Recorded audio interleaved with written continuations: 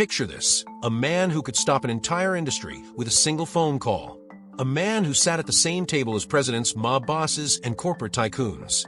A man who built the most powerful labor union in American history, and then vanished on a warm July afternoon in Detroit, leaving nothing behind but his car and 1,000 theories. This isn't an urban legend. This is the story of Jimmy Hoffa, the union boss whose name still echoes through American culture nearly 50 years after his disappearance. Was he silenced by the mafia? Betrayed by his own allies? Or did he escape and start a new life under a new name?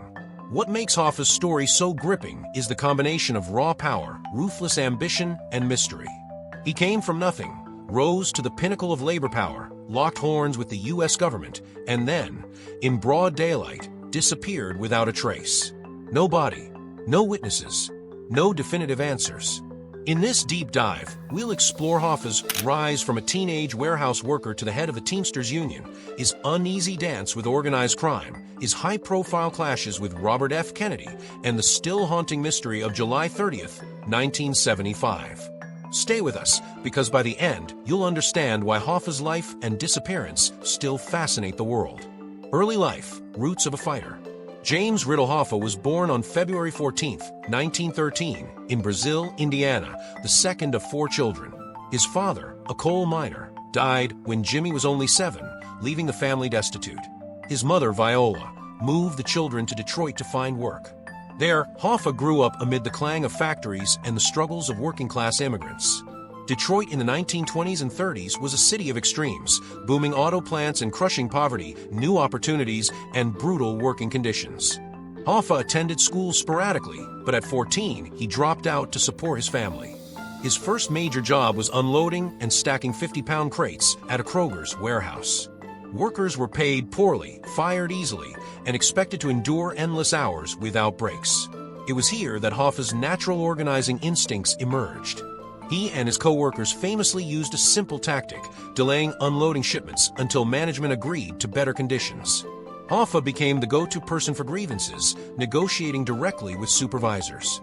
He wasn't just bold, he was strategic, understanding when to push, when to hold back, and how to keep workers unified. These early battles gave Hoffa a sense of mission. He saw that collective action could win results that individuals alone could never achieve.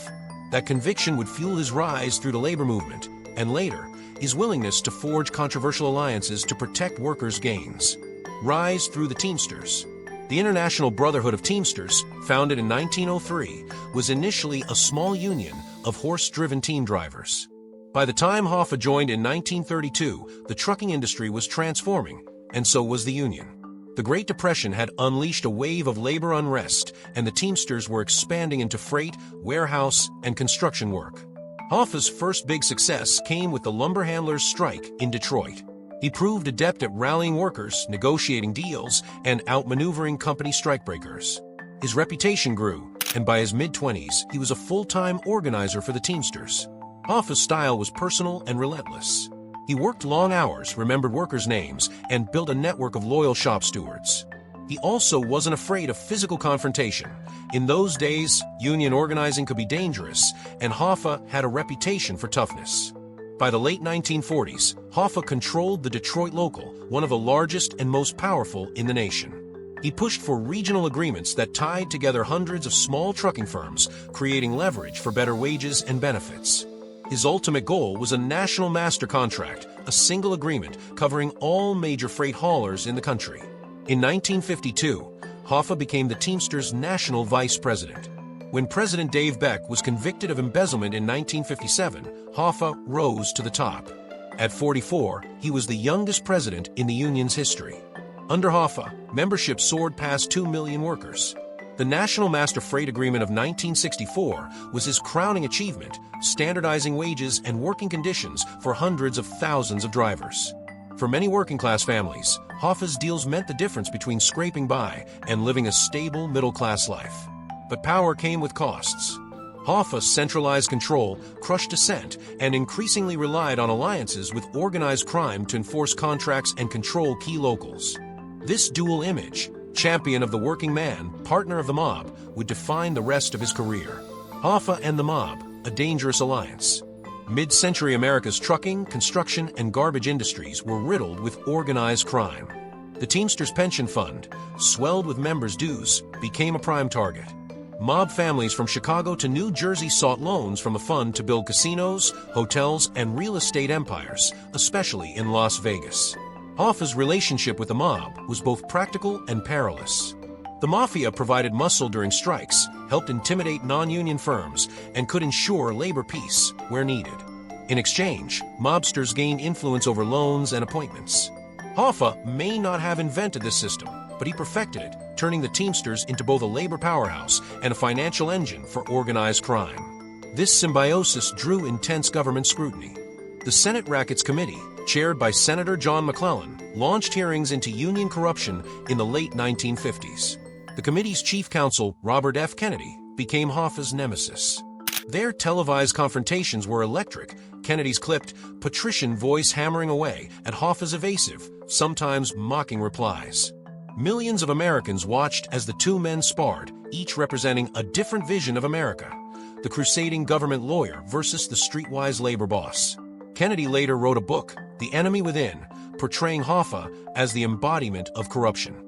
Hoffa, in turn, called Kennedy obsessed and vindictive. The feud became personal, fueling the Justice Department's relentless pursuit of Hoffa through the 1960s. Conviction and prison years. Despite multiple mistrials and acquittals, the government finally nailed Hoffa in 1964 on two major charges: jury tampering in a previous case and fraud involving the Teamsters Pension Fund. He was sentenced to 13 years in federal prison. For a man who had dominated the labor scene for decades, it was a stunning fall. Hoffa entered the Lewisburg Federal Penitentiary in 1967. Yet even behind bars, he maintained an aura of command. He continued to manage union affairs through intermediaries, grooming allies like Frank Fitzsimmons to hold the presidency in his absence. He read voraciously, plotted strategies, and stewed over what he saw as betrayals by former friends and allies. In 1971, President Richard Nixon commuted Hoffa's sentence after he had served just 5 years. But there was a catch. The commutation barred Hoffa from union activity until 1980. To Hoffa, this was unacceptable. He believed Fitzsimmons and his mob backers were mismanaging the union and siphoning money from the pension fund. He wanted his old job back immediately. Hoffa's attempts to regain control set him on a collision course with both the mob and the Teamsters' current leadership. By 1975, tensions had reached a breaking point. Hoffa was a man at war with his former allies, trying to reclaim power in a world that had moved on. The Disappearance, July 30th, 1975. The day of Hoffa's disappearance is one of the most scrutinized in American criminal history.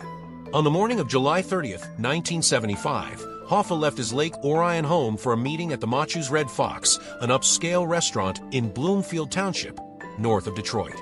He told friends he was meeting two mob figures, Anthony Tony Jack Giacalone, a Detroit mafia capo, and Anthony Tony Pro Provenzano, a New Jersey Teamsters leader and longtime adversary. Hoffa arrived around 2 p.m., wearing a dark sport coat and tie. Witnesses saw him pacing near the entrance, looking irritated. He called his wife from a pay phone, saying the men were late. At about 2:45 p.m., according to later accounts, a maroon Mercury Marquis pulled up. Hoffa got in and vanished. When Hoffa failed to return home for dinner, his wife, Josephine, became alarmed. By 7 p.m., she had called their son, who went to the restaurant and found Hoffa's car in the parking lot. There was no sign of Hoffa, no struggle, no blood. The FBI launched an intensive investigation codenamed Hoffex. They interviewed hundreds of witnesses, subpoenaed phone records, and searched fields, landfills, and construction sites. Leads came and went: a tip about a Detroit incinerator, a claim that he'd been buried under the soon-to-be-built Giant Stadium in New Jersey, rumors of disposal in a steel drum shipped overseas. The two men Hoffa was supposed to meet denied any appointment. Neither was ever charged. Chucky O'Brien, a longtime Hoffa associate, was suspected of driving the car that took Hoffa away, but he too was never indicted. The case remains officially unsolved. In 1982, a Michigan court declared Hoffa legally dead. But the mystery endures. Each time new ground is dug up, most recently in 2021 near a New Jersey landfill, headlines flare anew. Yet no conclusive evidence has ever surfaced. Jack Nicholson's portrayal in Hoffa, 1992, and Al Pacino's in The Irishman, 2019, have cemented his image in the public imagination. He appears in countless books, documentaries, and conspiracy theories. His story resonates because it's larger than life, a tale of power, ambition, betrayal, and mystery. Why Hoffa still matters? Nearly 50 years after his disappearance, Jimmy Hoffa still matters because his life story encapsulates the tensions of modern America. He was the son of a poor coal miner who rose to command a national institution. He embodied the power of organized labor at its peak, and also its vulnerability to corruption and co-optation. Hoffa's disappearance also highlights the limits of law enforcement.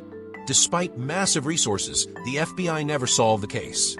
It's a sobering reminder that even high-profile crimes can go unpunished when witnesses are silent and loyalties run deep. For workers today, Hoffa's achievements remain relevant. The pension protections, wage standards, and national contracts he negotiated set precedents that shaped labor relations for decades. For reformers, his mistakes are cautionary tales about transparency and accountability. And for the public at large, the mystery of his disappearance still fascinates. Every few years, a new search for his remains makes headlines. People speculate, debate, and imagine. In a way, Hoffa achieved a strange kind of immortality. By vanishing, he became a legend. Jimmy Hoffa's life was a testament to the power of organization, loyalty, and will. He rose from the docks of Detroit to the heights of labor power, fought presidents and mob bosses alike, and then, in a single afternoon, vanished into myth.